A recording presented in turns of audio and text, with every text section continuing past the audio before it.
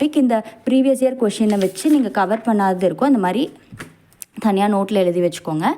இப்போ வந்து என்ன பண்ணணுன்னா நெக்ஸ்ட்டு வந்து என்ன பண்ணணுன்னு சொல்கிறேன். இந்த ரிமைனிங் டாபிக் இருக்குல்ல, இந்த ரிமைனிங் டாபிக்ஸ்க்கு ஹேண்ட் ரிட்டன் நோட்ஸு நான் வந்து காட்டுறேன் உங்களுக்கு.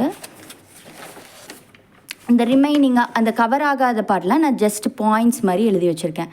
பார்லிமெண்ட் ரிமைனிங் பார்ட்ஸ் எல்லாம் என்னென்ன இருக்கோ அதெல்லாம் வந்து எழுதி வச்சுக்கிட்டேன். டிஸ்குவாலிஃபிகேஷன் அண்டர் டிஃபெக்ஷன் இப்படின்னு பாயிண்ட் வைஸில் எழுதிக்கிட்டேன். உங்களுக்கு டைம் இருந்ததுன்னா இந்த மாதிரி எழுதி வச்சுக்கோங்க, ஓகேங்களா? ஏதாவது இங்கெல்லாம் ப்ரீவியஸ் இயர் கொஷின்ஸ் இருக்கும். இந்த ப்ரீவியஸ் இயர் கொஷின்ஸ் எல்லாம் எழுதி முடித்து அடுத்த பேஜே வந்து நான் வந்து இந்த மாதிரி வந்து நோட்ஸ் லைக் கவர் ஆகாத அந்த ரிமைனிங் டாபிக்ஸ்க்கு நோட்ஸ் எடுத்து வச்சுருக்கேன், ஓகேங்களா? இந்த மாதிரி இதை வந்து எதர் ஹேண்ட் ரிட்டனாக எடுத்துக்கோங்க, இல்லைனா டிஜிட்டலில் லைக் நீங்களே டாக்ஸ் கூகுள் டாக்ஸ்லாம் இருக்குது, அதில் நீங்கள் அப்படியே நோட்ஸை லைக் லக்ஷ்மிகாந்த் பாயிண்ட்ஸையே வந்து நீங்கள் வந்து லைக் ரொம்ப சிம்பிள் பாயிண்ட்ஸாக வந்து உங்களோட நோட்ஸை வந்து டிஜிட்டல் நோட்ஸாக பண்ணுறப்போ டைம் கொஞ்சம் சேவ் ஆகும், ஓகேங்களா? இது வந்து லெவல் 1. லெவல் 1 ஏன்னு சொல்கிறேன்னா, இப்போ வந்து சில பேர் நீங்கள் பார்லிமெண்ட் படிக்கிறப்போ இந்த டாப்பிக்லாம் ரிமைனிங் இருக்குல்ல, இதை வந்து நீங்கள் ஆல்ரெடி வந்து நம்ம எப்பயுமே நினச்சிக்கணும், ஒரு டாபிக் படிக்கிறோம்னா அதை ஃபுல்லாக முடிச்சுட்டு தான் அடுத்த டாபிக் போகணும் அப்படின்னு நினைக்கவே கூடாது. ஏன்னு பார்த்தோம்னா அதிலே வந்து நம்மளுக்கு டயர்ட் ஆயிடுவோம், அதனால் வந்து ஒரு ஸ்மூத்தாக போகாது. அதனால் இந்த ரிமைனிங் டாபிக்ஸ் இவ்வளோ இருக்குல்ல, இதில் எவ்வளோ முடியுதோ அவ்வளோ எழுதுங்க, ஓகேங்களா? இப்போ உங்களுக்கு வந்து கொஞ்சம் டயர்ட் ஆகிற மாதிரி ஃபீல் பண்ணுறப்போ அதை ஸ்டாப் பண்ணிடுங்க. லெவல் 1 வந்து நம்மளால் முடிஞ்ச அளவுக்கு நீங்கள் 80% பிவைக்யூ கம்ப்ளீட் பண்ணதிலே 70% முடிஞ்சிருது, ஓகேங்களா? மீதி இருக்கிற புக்கு ரெஃபரன்ஸ் புக்கில் இருந்து நம்ம எடுத்து எவ்வளோ இருக்குது அதில் எவ்வளோ முடியுதோ அதை நோட் பண்ணிவிட்டு எவ்வளோ முடியுதோ முடிக்க இப்படி டிக் பண்ணிவிட்டு வாங்க. கொஞ்சம் முடிக்க முடியல டைம் இருக்குதுன்னு நினச்சிங்கன்னா அதை வச்சுருங்க. லெவல் 1 வந்து எவ்வளோ முடியுதோ, லெவல் 1 கண்டிப்பாக ப்ரீவியஸ் இயர் முடிச்சிருக்கணும், ப்ரீவியஸ் இயர் கொஷின்ஸ் முடிச்சிருக்கணும். அப்புறம் எல்கே புக்கில் ரிமைனிங் எவ்வளோ இருக்கோ அது எவ்வளோ முடியுதோ அவ்வளோ எழுதிட்டு லெவல் 1 அவ்வளோதான் விட்டுறணும். இப்போ நம்மளோட ஃபோக்கஸ் வந்து level 1 previous year questions plus எவ்வளோ முடியுதோ அவ்வளோ topics from the remaining content from the reference book அப்படின்னு முடிக்கிறோம். லெவல் 1 அதை ஸ்டாப் பண்ணிடணும், ஓகேங்களா? இப்படி தான் இப்போ நம்ம லெவல் 1 தான் படிக்கிறோம், அதுவும் ஃபுல்லாக ஒரு டாபிக் முடிக்கல. லெவல் 2 வந்து இந்த ஹை ப்ரையாரிட்டிலாம் முடிச்சுட்டு மறுபடியும் லெவல் 2 வருவோம். அந்த லெவல் 2ல் தான் என்னென்ன இன்னும் முடிக்காமல் இருக்கோ அதை ஆட் பண்ணி அதுக்கு நோட்ஸ் எடுப்போம், ஓகேங்களா? ஸோ இப்போ லெவல் 1 எவ்வளோ முடியுதோ அவ்வளோ மட்டும் தான் எடுப்போம். இப்போ உங்கள் படிக்கிற ரொட்டீன் எப்படி இருக்குன்னா, இப்போ டே 1 இப்போ வந்து பார்த்திங்கன்னா மார்னிங் வந்து ஒரு 5க்கு எந்திரிச்சு ஒரு 5:30க்கு ஆரம்பிச்சிங்கன்னா கூட 5:30க்கு ஃபஸ்ட்டு எந்திரிச்சதும் இந்த டே 1 இருக்குல்ல, டே 1 ஃபுல் டே படிச்சிருப்பீங்களே அதையெல்லாம் எந்திரிச்சதும் ஃபஸ்ட்டு ரிவைஸ் பண்ணணும். ரிவைஸ் பண்ணி முடிச்சுட்டு அதுக்கே கொஞ்சம் மார்னிங் ஒரு 7:30 ஆயிடுதுன்னு வச்சுக்கோங்க. அதுக்கப்புறம் ஏன்னா ஃபஸ்ட் ரிவிஷனுங்கிறனால கொஞ்சம் டைம் இருக்கும்.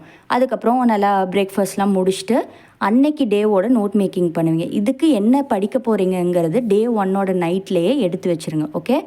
அப்புறம் நோட்ஸை அன்னைக்கான நோட் மேக்கிங்கை பண்ணுங்கள், ஓகே? அது வந்து மார்னிங் செஷன், ஓகேங்களா? மார்னிங் செஷன் 5:30க்கு மார்னிங் செஷனில் 5:30க்கு ரிவிஷன் ஆரம்பிச்சுட்டு அதை முடிச்சுட்டு பிரேக்ஃபாஸ்ட் முடிச்சுட்டு ஆரம்பிச்சிங்கன்னா 12:30 வரையும் படிக்கிறீங்க.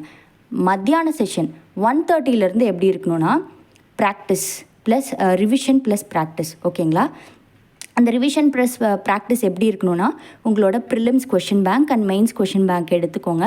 நீங்கள் டே 1 இருக்குது இல்லைங்களா, டே 1 படிச்சிருப்பீங்கள்ல, இந்த ரிவிஷன் பண்ணியிருப்பீங்கள்ல, அந்த டாப்பிக்கான கொஷின்ஸ் எல்லாம் சால்வ் பண்ணி பாருங்கள், ஓகேங்களா? அப்போ தான் நீங்கள் வந்து கான்செப்டை நல்லா புரிஞ்சிருக்கீங்களான்னு உங்களுக்கு தெரியும். இதிலே வந்து உங்களுக்கு வந்து மத்தியான டைமில் கொஞ்சம் டயர்டாக இருக்கப்போ இது பண்ணுறப்போ உங்களுக்கு நோட் மேக்கிங்கும் முடியுது, பேரலாக ப்ராக்டிஸும் பண்ணியிருப்பீங்க, ரிவிஷனும் பண்ணியிருப்பீங்க அந்த கொஷின்ஸை, ஓகேங்களா? ஆஃப்டர் 7க்கு அப்புறம் படிக்காதீங்க. இதை நீங்கள் ப்ராப்பராக பண்ணாலே போதும், ஓகேங்களா? இதுவே உங்களுக்கு ஒரு அரௌண்ட் 10 ஹார்ஸ் வருது, ஓகேங்களா? அது சேம் டைம் நான் 10 ஹார்ஸ் படித்தேன் வந்து நான் ரிசல்ட் வந்துருமா அப்படின்னு கிடச்சிங்கன்னா கிடையாது.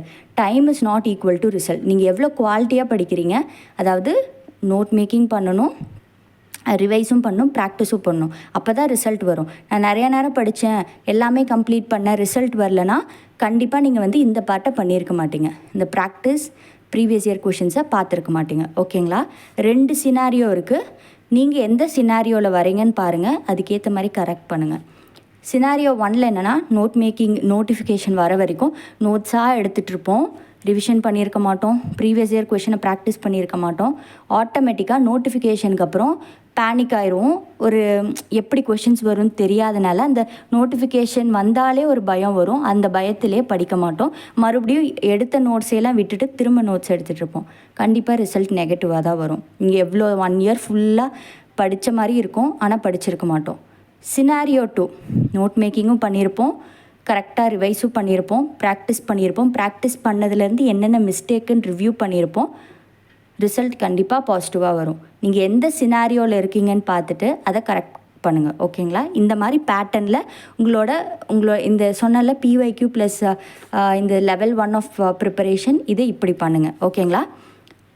இப்போ வந்து பார்த்திங்கன்னா ஒரு 3 டேஸ், ஃபார் எக்ஸாம்பிள் 3 டேஸ்க்கு வந்து நீங்கள் parliament previous year question plus remaining topic வந்து முடிக்கிறீங்கன்னு வச்சுக்கோங்க. டே 4 மார்னிங்கில் ரிவிஷன் பண்ணுறதுக்கு என்ன இருக்காது, ஒன்றுமே இருக்காது. இதிலே நீங்கள் படிச்சிருப்பீங்க. ஸோ மார்னிங் எந்திரிச்சதும் ஒரு டெஸ்ட் கொடுங்க. 100 மார்க்ஸ் பேப்பர் மாதிரி ஒரு டெஸ்ட் கொடுங்க. இதுக்கு வந்து டெஸ்ட்டுக்கு வந்து நான் கொஷின் வந்து நான் ஆல்ரெடி இருங்க நான் பண்ணதுக்கு 100 மார்க்ஸுக்கு வந்து நான் வந்து டெஸ்ட் எழுதி பார்த்தேன். ஓகேங்களா? ஸோ அந்த மாதிரி ஒரு 4-10 மார்க் அந்த நம்மளோட பேட்டர்ன்லேயே எழுதி பார்த்தேன். அந்த 100 மார்க் பேப்பர் வரும் இல்லைங்களா, அதில் நம்மளே செல்ஃப் எவாலுவேட் பண்ணுங்கள். எப்படி செல்ஃப் எவாலுவேட் பண்ணணும்னு நான் ஆல்ரெடி போட்டிருக்கேன். அதனால் நீங்களே எவாலுவேட் பண்ணி பாருங்கள்.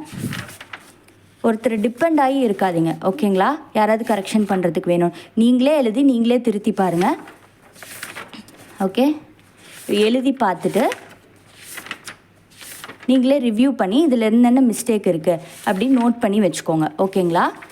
ஸோ டெஸ்ட்டு கண்டிப்பாக வந்து எழுதுங்க. நீங்களே எழுதி இந்த டெஸ்ட்டுக்கு வந்து நான் கொஷின்ஸ் வந்து நான் வந்து அப்லோட் பண்ணுறேன். ஓகேங்களா? நான் எழுதி பார்த்த டெஸ்ட் கொஷின் பேப்பரை நான் வந்து கீழே டிஸ்கிரிப்ஷனில் அட்டாச் பண்ணுறேன். ஸோ பார்லிமெண்ட் படித்து முடிச்சுட்டு நீங்கள் அந்த டெஸ்ட்டை எழுதி பார்த்துட்டு நீங்களே எவாலுவேட் பண்ணுங்கள். ஓகேங்களா? இந்த டெஸ்ட்டில் வந்து நான் எவ்வளோ வாங்கினேன்னு பார்த்தீங்கன்னா 54 வாங்கியிருந்தேன். நம்ம டார்கெட் என்ன 74, 54 வாங்கியிருந்தேன். ஓகேங்களா? அதுவும் இல்லாமல் நான் வந்து மெயின்ஸ் எல்லாம் எழுதி எல்லாமே வந்து பாலிட்டியில் வந்து பார்த்திங்கன்னா 22 அட்டம்ப்டில் வந்து பாலிட்டியில் வந்து நான் ஹையஸ்ட் வாங்கியிருந்தேன். லைக் அந்த சப்ஜெக்டில். ஓகேங்களா? 69 எவ்வளவோ எனக்கு கரெக்டாக ஞாபகம் இல்லை, பட் 60+ தான் வாங்கியிருந்தேன். பட் இப்போ வந்து பார்த்திங்கன்னா 54 தான் வாங்குகிறேன். அது காரணம் என்ன? ப்ராக்டிஸ் இல்லை. உடனே நம்ம ஃபெட்டப் ஆகக்கூடாது. சரி, நம்ம அப்படி படித்தோம், இப்போ வந்து வாங்கவே முடியல, நம்ம இந்த ரேஸில் வந்து கிளியர் பண்ண மாட்டோம் அப்படின்னு நினைக்கவே கூடாது. நம்ம வந்து ஃபஸ்ட்டு டெஸ்ட்டு நம்ம வில் பவரோடு எழுதியிருக்கோம், இவ்வளோ தூரம் வந்திருக்கோம் அப்படின்னு நினைக்கணும். இப்போ அடுத்தது இன்னும் 20 மார்க்குக்கு ஒர்க் பண்ணணும் ஒவ்வொரு டெஸ்ட்லேயும். இந்த மார்க்கு கீழே எதுவுமே போகக்கூடாதுன்னு தான் நினைக்கணும். ஓகேங்களா? ஸோ இதில் வந்து பார்த்திங்கன்னா 15 மினிட்ஸ் எக்ஸ்ட்ரா எடுத்திருக்கேன். ஓகேங்களா?